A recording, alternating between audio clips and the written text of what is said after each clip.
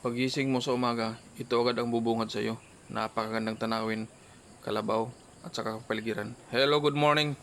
So dahil ngayon ay umaga, manguha tayo ng isang uri ng gulay na makukuha lamang at tatagpuan sa kagubatan o silalim ng mga damuhan na malayo sa kabiasnan tulad itong ilalim ng mga niyugan.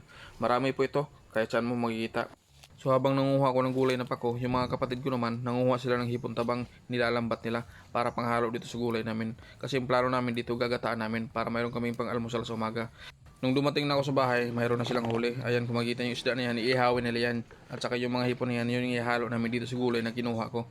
So dahil andyan na lahat, matik ng kasunod. Magkakayod din ng niyog dahil wala namang machine dito, kundi mano-mano yung pagkakayod natin. Ito talagang pagkakayod dito sa probinsya namin.